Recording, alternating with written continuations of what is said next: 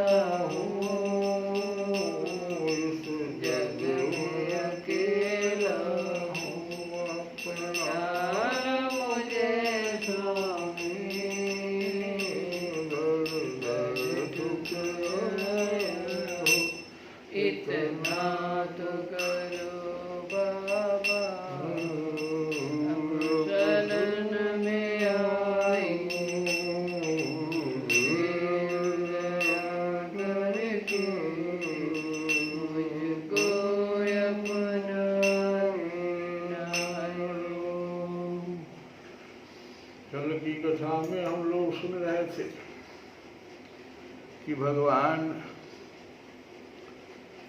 के द्वारा उत्तरा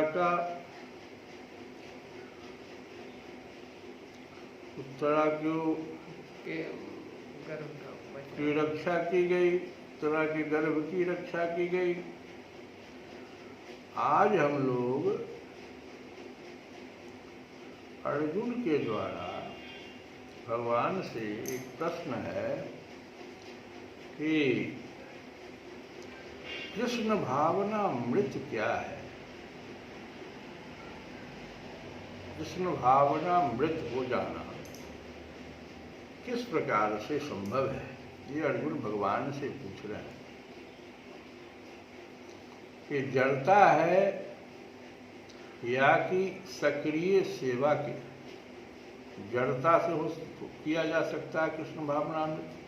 कोई काम ही हम न करें, कुछ भी न करें, या सक्रिय सेवा से?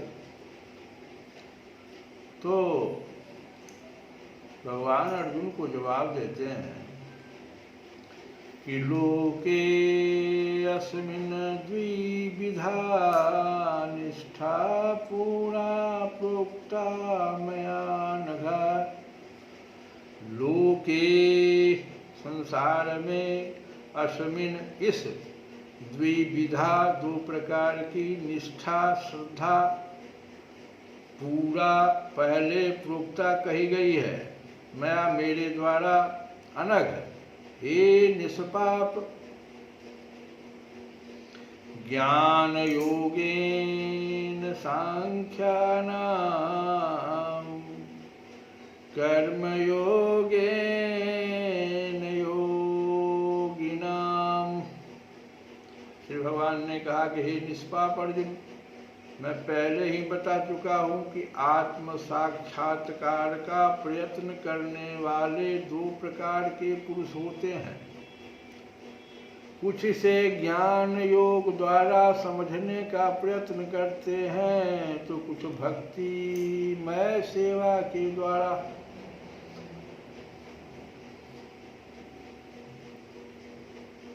तो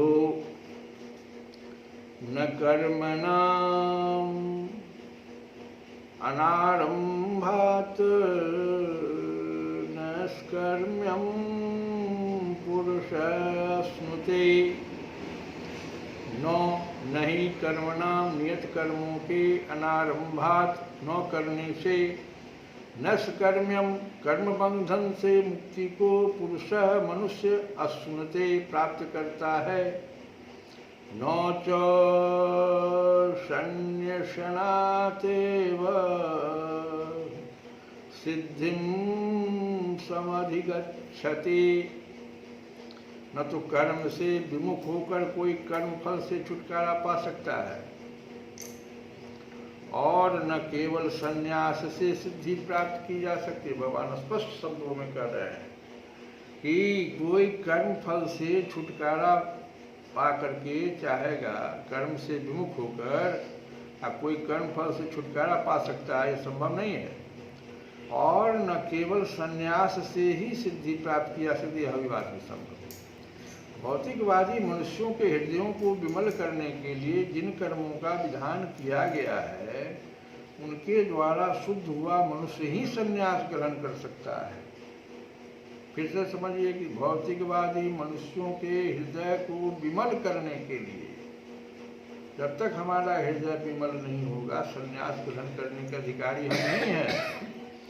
तो भौतिकवादी मनुष्यों के हृदयों को विमल करने के लिए, शुद्ध करने के लिए जिन कर्मों का विधान किया गया है उनके द्वारा शुद्ध हुआ मनुष्य ही संन्यास ग्रहण कर सकता है। शुद्धि के बिना अनायास संन्यास ग्रहण करने से सफलता नहीं मिल पाती।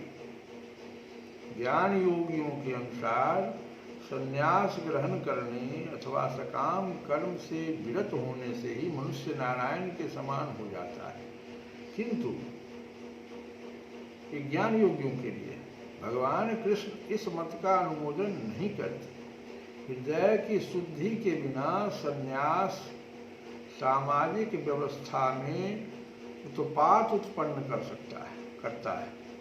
दूसरी ओर यदि कोई नियत कर्मों को न करके भी भगवान की दिव्य सेवा करता है तो वह उस मार्ग में जो कुछ भी उन्नति करता है उसे भगवान स्वीकार कर लेते हैं।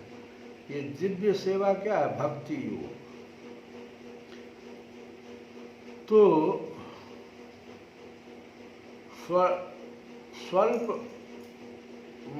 यस्य धर्मस्य त्रायते महतो भयात, ऐसे सिद्धांत की रंचमांत संपन्नता भी महान कठिनाइयों को पार करने में सहायक होती है। नहीं न ही कश्चित क्षणमपि जातो तिष्ठति अकर्मकृत कार्यते ही अवशः कर्म सर्वः प्रकृतिजयी गुणैः। प्रत्येक व्यक्ति को प्रकृति से अर्जित गुणों के अनुसार विवश होकर कर्म करना पड़ता है। न ही कश्चित् क्षणम् अपि जातु तिष्ठति अकर्मकृत। प्रत्येक व्यक्ति को प्रकृति से अर्जित गुणों के अनुसार, यह देहधारी जीवन का प्रश्न नहीं है, अपितु आत्मा का यह स्वभाव है, वह सदैव सक्रिय रहता है। आत्मा की अनुपस्थिति में भौतिक शरीर हिल भी नहीं सकता। आत्मा और परमात्मा में यही अंतर है। आत्मा इस शरीर के लिए, शरीर में चेतना लाने के लिए आत्मा की उपस्थिति आवश्यक है, लेकिन संसार में चेतना लाने के लिए परमात्मा की उपस्थिति आवश्यक है। सूर्य का निश्चित समय पर उदय हो जाना, फिर अस्त होना, समय का बदलना, ये समुद्र का, नदियों का, इन सारे वृक्षों का, सबका संचालन परमात्मा के द्वारा होता है, लेकिन शरीर का संचालन आत्मा के द्वारा होता है। तो आत्मा का यह स्वभाव है कि वह सदैव सक्रिय, जैसे परमात्मा हमेशा सक्रिय रहते हैं, आत्मा भी हमेशा सक्रिय रहता है। आत्मा की अनुपस्थिति में भौतिक शरीर हिल भी नहीं सकता। यह शरीर मृत वाहन के समान है।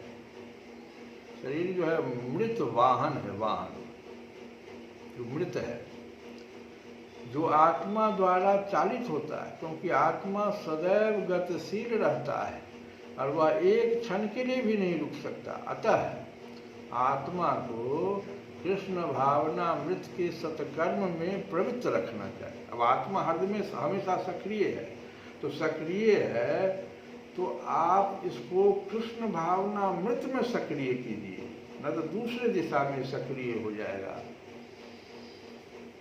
कृष्ण भावनामृत के सत्कर्म में प्रवृत्त रखना चाहिए, अन्यथा वह माया द्वारा शासित कार्यों में प्रवृत्त होता रहेगा।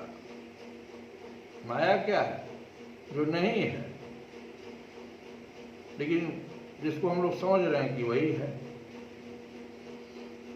तो माया के संसर्ग में आकर आत्मा भौतिक गुण प्राप्त कर लेता है और आत्मा को ऐसे आकर्षण से शुद्ध करने के लिए आवश्यक है कि शास्त्रों द्वारा आदिष्ट कर्मों में इसे संलग्न रखा जाए।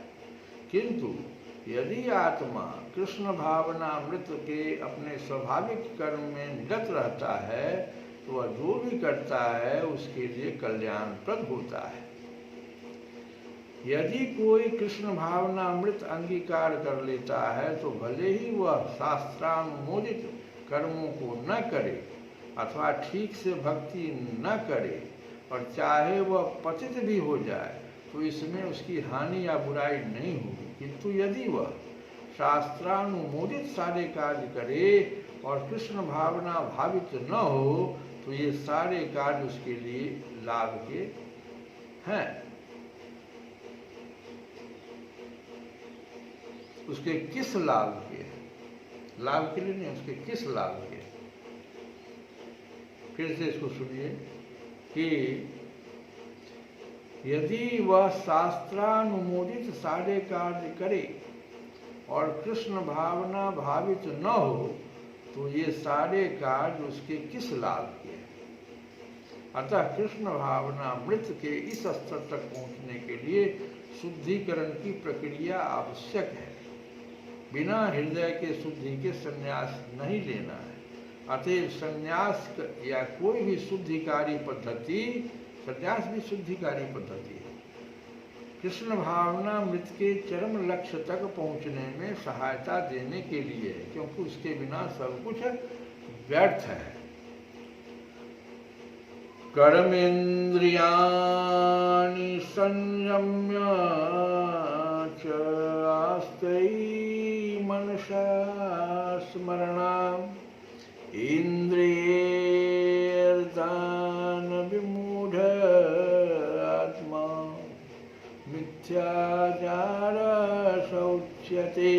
जो कर्म इंद्रियों को वश में तो करता है, किंतु जिसका मन इंद्रिय विषयों का चिंतन करता रहता है वह निश्चित रूप से स्वयं को धोखा देता है और मिथ्याचारी कहलाता है। जो कर्म इंद्रियों को वश में तो करता है, किंतु जिसका मन इंद्रिय विषयों का चिंतन करता रहता है वो मिथ्याचारी है, धोखा दे रहा है, अपने को धोखा दे रहा है। वह पुरुष, वह जीव अपने को धोखा दे रहा है और निश्चित रूप से स्वयं को धोखा देता है और मिथ्याचारी कहलाता है। मिथ्या आचार स उच्यते। ऐसे अनेक मिथ्याचारी व्यक्ति होते हैं जो कृष्ण भावना मृत में कार्य तो नहीं करते किंतु ध्यान का दिखावा करते हैं, जबकि वास्तव में वे मन में इंद्रिय भोग का चिंतन करते रहते हैं। ऐसे लोग जो हैं अपने अबोध शिष्यों को बहकाने के लिए शुष्क दर्शन के विषय में भी व्याख्यान दे सकते हैं, किंतु इस श्लोक के अनुसार वे सबसे बड़े धूर्त हैं। श्री कृष्ण गोविंद